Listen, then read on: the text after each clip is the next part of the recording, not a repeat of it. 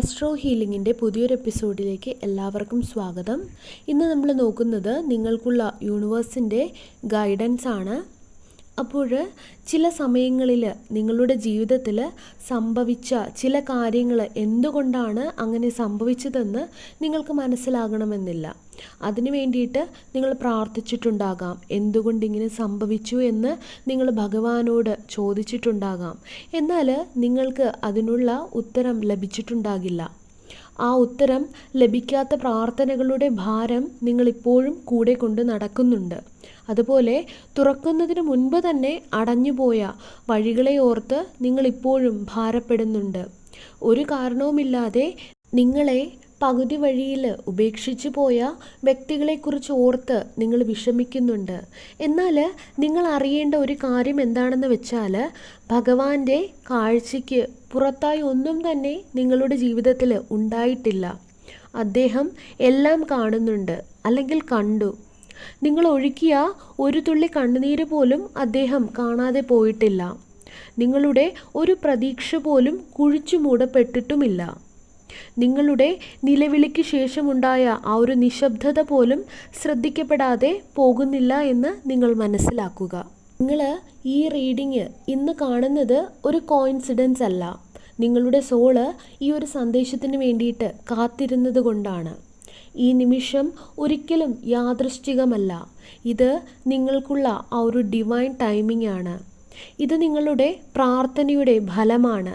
നിങ്ങളുടെ sub conscious mind attract ചെയ്ത് എടുത്തതാണ്. നിശബ്ദതയിൽ നിങ്ങൾ തളർന്നു വീണപ്പോഴും, എൻ്റെ ജീവിതത്തിൽ നല്ലതൊന്നും സംഭവിക്കില്ലേ എന്ന് നിങ്ങൾ സംശയിച്ചപ്പോഴും അദ്ദേഹം നിങ്ങളെ ചേർത്ത് പിടിക്കുന്നുണ്ടായിരുന്നു. അദ്ദേഹം നിങ്ങളെ വിട്ട് എവിടെയും പോയിരുന്നില്ല. നിങ്ങൾ വിശ്വസിക്കുന്ന ആ ഒരു ശക്തി, നിങ്ങൾ അദ്ദേഹത്തെ ഓർക്കുന്നതിന് വേണ്ടിയിട്ട് ക്ഷമയോടെ കാത്തിരിക്കുകയായിരുന്നു.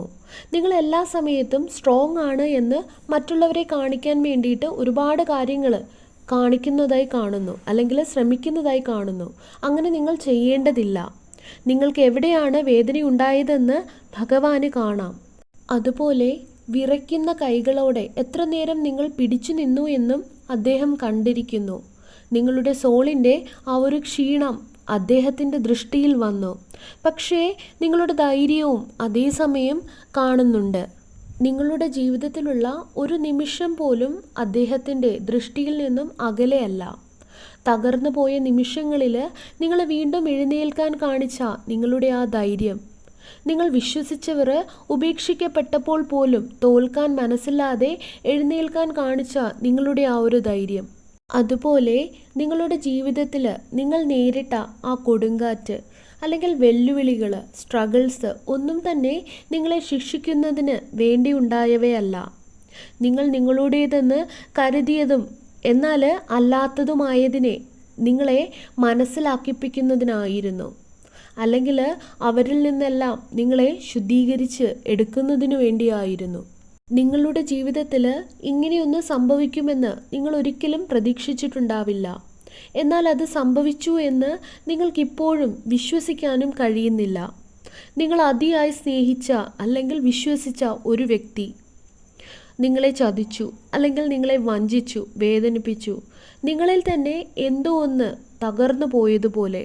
അത് ചിലപ്പോൾ നിങ്ങളുടെ ഒരു സുഹൃത്താകാം, അല്ലെങ്കിൽ നിങ്ങൾ ഏറ്റവും സ്നേഹിച്ച നിങ്ങളുടെ പാർട്ട്ണറാവാം, അല്ലെങ്കിൽ നിങ്ങളുടെ സ്വന്തം കൂടപ്പിറപ്പ് തന്നെയാകാം. നിങ്ങളെ സംരക്ഷിക്കേണ്ടവർ തന്നെയാണ് നിങ്ങളെ തളർത്തിയത്, അപരിചിതരല്ല.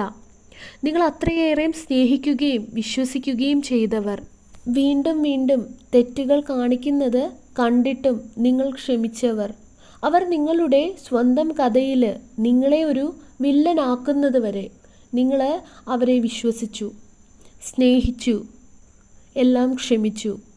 സ്വന്തം ആളുകൾ തന്നെ നിങ്ങളുടെ വേദനയ്ക്ക് കാരണമായാൽ നിങ്ങൾ എന്തു ചെയ്യും?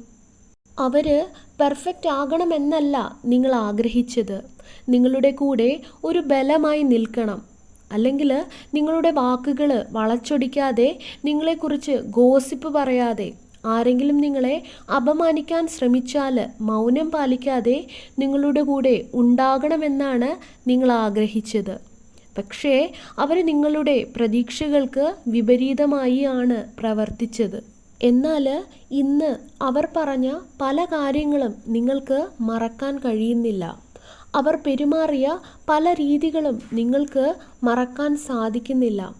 എങ്ങനെയാണ് നിങ്ങളുടേത് എന്ന് കരുതിയവർ ഒരു അപരിചിതനെ പോലെ നിങ്ങളോട് പെരുമാറിയത് എന്ന് നിങ്ങൾ ചിന്തിക്കുന്നുണ്ടാകാം. ഏറ്റവും ദുഃഖകരമായ കാര്യമെന്ന് പറയുന്നത് ഇതൊക്കെ സംഭവിച്ചിട്ടും ഒന്നും സംഭവിച്ചില്ല എന്നുള്ള അവരുടെ നടിപ്പാണ്. എന്നാൽ നിങ്ങളുടെ ഉള്ളിൽ ഇന്ന് അവരെക്കുറിച്ചുള്ള എല്ലാ വിശ്വാസവും തകർന്നു. അവരെക്കുറിച്ചുള്ള എല്ലാ കാര്യങ്ങളും നിങ്ങളുടെ ഉള്ളിൽ ചേഞ്ചായി. മഹാഭാരതത്തിൽ പോലും അർജുനന് ഈ വേദന അനുഭവിക്കേണ്ടി വന്നു. അദ്ദേഹം വെറുമൊരു യുദ്ധം ചെയ്യുകയായിരുന്നില്ല, സ്വന്തം കുടുംബത്തിൽ നിന്നുള്ള വഞ്ചന നേരിടുകയായിരുന്നു. സ്വന്തം ബന്ധുക്കളെയും ഗുരുവിനെയും യുദ്ധക്കളത്തിൽ കണ്ടപ്പോൾ അർജുനൻ ദുഃഖത്താൽ വലഞ്ഞു. അദ്ദേഹം സംഘർഷഭരിതനായി വില്ല് താഴെയിട്ടു. യുദ്ധം ചെയ്യാൻ വിസമ്മതിക്കുകയും ചെയ്തു. വഞ്ചന അല്ലെങ്കിൽ ചതി എന്ന് പറയുന്നത് വെറുമൊരു മുറിവ് മാത്രമല്ല നമുക്കുണ്ടാക്കുന്നത്. നമ്മുടേതെന്ന് കരുതിയിരുന്ന ഒരു ലോകം തന്നെ തകർന്നു പോകുന്നതിന് തുല്യമാണ്. എന്നാൽ ഭഗവാൻ ശ്രീകൃഷ്ണൻ അർജുനനോട് പറഞ്ഞു, ഈ സുഖവും ദുഃഖവും, ഈ അപമാനവും അംഗീകാരവും അവ വേനൽക്കാലവും ശൈത്യകാലവും പോലെ വന്നു പോകും. ധൈര്യത്തോടെ ശക്തിയോടെ സഹിക്കുക എന്ന്. ഇത് കുറച്ച് ബുദ്ധിമുട്ടായി തോന്നിയേക്കാം. എന്നാൽ ഇവിടെ ഭഗവാൻ ശ്രീകൃഷ്ണൻ അർജുനനെയും നമ്മളെയും പഠിപ്പിക്കുന്നത് നമ്മുടെ കാഴ്ചപ്പാടിൽ വരുന്ന മാറ്റത്തെയാണ്. ഈ ഒരു വഞ്ചന അല്ലെങ്കിൽ ചതി നിങ്ങളുടെ ഹൃദയത്തിൽ മാത്രമല്ല മുറിവുകൾ നൽകിയത്, നിങ്ങളെ തന്നെ തകർത്ത് കളഞ്ഞു, അല്ലെങ്കിൽ നിങ്ങളുടെ ഐഡൻറ്റിറ്റിയെ തന്നെ ഛിന്ന ഭിന്നമാക്കി എന്ന് പറയാം. അത് നിങ്ങൾക്ക് നിങ്ങളോട് തന്നെ ദേഷ്യവും സംശയവുമൊക്കെ തോന്നാൻ കാരണമായി. നിങ്ങൾ എല്ലാ കാര്യത്തെയും ചോദ്യം ചെയ്യാൻ തുടങ്ങും. ഞാനായിരുന്നോ പ്രശ്നം, അല്ലെങ്കിൽ അവരെപ്പോഴെങ്കിലും എന്നെ സ്നേഹിച്ചിരുന്നോ? അങ്ങനെ പലതരം സംശയങ്ങൾ നമുക്കൊക്കെ ഉണ്ടാകാറുണ്ട്. എന്നാൽ ഭഗവാൻ ശ്രീകൃഷ്ണൻ പറയുന്നത്, നിങ്ങൾ ആകാശവും ഈ പ്രശ്നങ്ങൾ ആ ആകാശത്തിൽ കൂടെ കടന്നു പോകുന്ന മേഘങ്ങളുമാണ് എന്നാണ്. നിങ്ങൾക്ക് നേരെയുണ്ടായ ഈ ഒരു ചതി അല്ലെങ്കിൽ ഈ ഒരു വഞ്ചന അത് സത്യം തന്നെയാണ്, പക്ഷേ അത് ശാശ്വതമല്ല.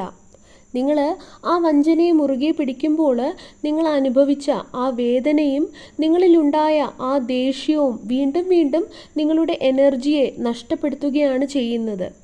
അതിനെ നിങ്ങൾ അനുവദിക്കുകയാണ് ചെയ്യുന്നത്. നിങ്ങൾ ആ ചതി വീണ്ടും വീണ്ടും മനസ്സുകൊണ്ട് റിപ്പീറ്റ് അടിച്ച് കാണുകയാണ് ചെയ്യുന്നത്, സങ്കല്പിക്കുകയാണ് ചെയ്യുന്നത്.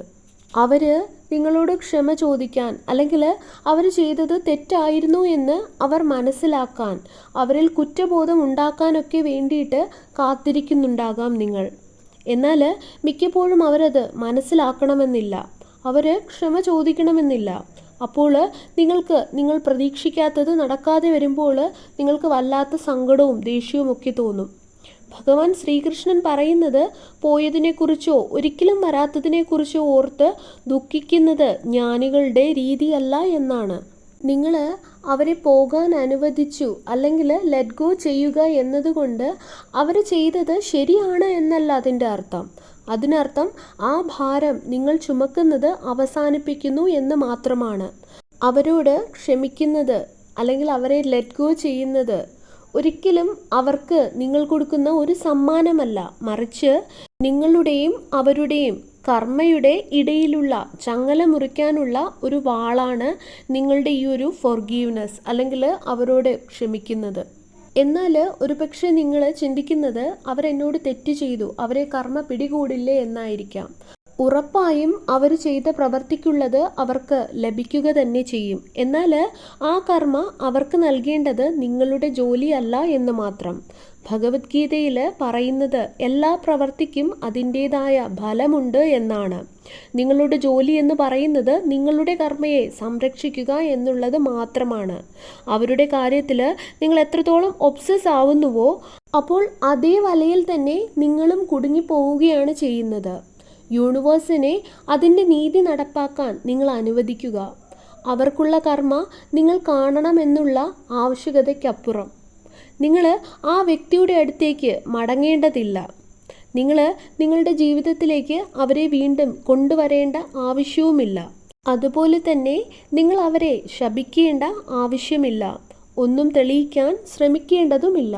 ചിലപ്പോഴൊക്കെ ഏറ്റവും ശാന്തമായിട്ടുള്ള ഒരു അവസാനം എന്ന് പറയുന്നത് ഒരുപാട് പ്രകടനങ്ങൾക്ക് പകരം സമാധാനം തിരഞ്ഞെടുക്കുന്നതാണ്. നിങ്ങളുടെ ധർമ്മം എന്ന് പറയുന്നത് നിങ്ങളുടെ സമാധാനത്തിനെ സംരക്ഷിക്കലാണ്. അവരോട് ക്ഷമിക്കുന്നത് അത് അവരർഹിക്കുന്നത് കൊണ്ടല്ല, അല്ലെങ്കിൽ അവർക്ക് വേണ്ടിയല്ല, എന്നാൽ നിങ്ങൾക്ക് വേണ്ടിയാണ്, നിങ്ങളുടെ സ്വാതന്ത്ര്യത്തിന് വേണ്ടിയിട്ടാണ്. ഒരുപാട് ആൾക്കാർ ലെറ്റ് ഗോ ചെയ്യണം, അല്ലെങ്കിൽ അങ്ങനെ ഒരു എനർജിയാണ് കൂടുതലായിട്ടും റീഡിങ് ചെയ്യുമ്പോൾ കിട്ടാറ്. നിങ്ങൾ അർഹിക്കുന്ന വാക്കുകൾ അവരിൽ നിന്നും നിങ്ങൾക്ക് ലഭിച്ചെന്ന് വരില്ല. അവർ നിങ്ങളോട് സോറി പറഞ്ഞെന്നും വരില്ല. അവരുമൊത്ത് ആ പഴയ രീതിയിൽ അവരോടൊപ്പം ഇരിക്കാൻ പറ്റിയെന്നും വരില്ല. പക്ഷേ അത് സാരമില്ല. നിങ്ങൾ ഈ ഭൂമിയിൽ വന്നത് നിങ്ങളുടെ സോളിൽ വിഷം കലർത്താൻ വേണ്ടിയല്ല. മറ്റുള്ളവർ നിങ്ങളെ അംഗീകരിക്കുന്നതിന് വേണ്ടിയിട്ട് നിങ്ങൾ നിങ്ങളെ തന്നെ ചെറുതാക്കേണ്ട യാതൊരു ആവശ്യവുമില്ല. അതിനു വേണ്ടിയല്ല നിങ്ങളിവിടെ വന്നിരിക്കുന്നത്. നിങ്ങൾ ആരുടെയും അടിമയുമല്ല. നിങ്ങൾ നിങ്ങളുടേതായ ജേണി, യാത്രയ്ക്ക് വേണ്ടി വന്ന ഒരു പ്യുവറായിട്ടുള്ള സോളാണ്, അർജുനനെ പോലെ. എന്നാൽ ഈ വഞ്ചന നിങ്ങളെ പുറകോട്ട് വലിക്കാൻ ശ്രമിക്കുമ്പോൾ നിങ്ങൾ നിങ്ങളുടെ കണ്ണുകൾ ഭഗവാനിലേക്ക്, നിങ്ങൾ വിശ്വസിക്കുന്ന ആ ഒരു ശക്തിയിലേക്ക് തിരിക്കുക, അവരിലേക്കല്ല. എന്നിട്ട് നിങ്ങൾ അദ്ദേഹത്തോട് ഇങ്ങനെ പറയുക, എന്നെ വഴി നടത്തുക. ഞാൻ സമാധാനമാണ് ഇവിടെ തിരഞ്ഞെടുത്തത്. ഞാൻ ധർമ്മമാണ് തിരഞ്ഞെടുത്തത്. നിങ്ങൾ ഈ സന്ദേശം നിങ്ങൾക്ക് വളരെ ഹൃദയത്തിൽ തൊട്ടുവെങ്കിൽ, അല്ലെങ്കിൽ അങ്ങനെ തോന്നിയെങ്കിൽ, നിങ്ങളുടെ ലൈഫുമായിട്ട് നിങ്ങൾക്ക് തോന്നിയെങ്കിൽ, നിങ്ങൾക്കുള്ള ഒരു സൈനായി തന്നെ നിങ്ങൾ ഈ ഒരു സന്ദേശത്തെ എടുക്കുക. ഇത് ലെറ്റ് ഗോ ചെയ്യേണ്ട സമയമാണ്. അവർക്ക് വേണ്ടിയല്ല, നിങ്ങളുടെ പാസ്റ്റിനെ ഫിക്സ് ചെയ്യാൻ വേണ്ടിയുമല്ല. പകരം നിങ്ങൾക്ക് നിങ്ങളുടെ പാതയിൽ ഭാരങ്ങളില്ലാതെ നടക്കുന്നതിന് വേണ്ടിയിട്ടാണ്. അങ്ങനെ നിങ്ങളുടെ ഉള്ളിൽ നടന്നുകൊണ്ടിരിക്കുന്ന ആ ഒരു യുദ്ധത്തിൽ നിന്നും നിങ്ങൾക്ക് രക്ഷപ്പെടാൻ സാധിക്കും. ചില ബന്ധനങ്ങൾ നിങ്ങളുടെ സ്വന്തമാണ്, മറ്റുള്ളത് കർമ്മയും. വേദനകൾക്ക് പകരം സമാധാനം തിരഞ്ഞെടുക്കുക, ലെറ്റ് ഗോ ചെയ്യുക. സർവേശ്വരൻ്റെ എല്ലാവിധ അനുഗ്രഹങ്ങളും എല്ലാവർക്കും ഉണ്ടാകട്ടെ. വീണ്ടും ഒരു വീഡിയോയുമായി നമുക്ക് വീണ്ടും കാണാം. നന്ദി.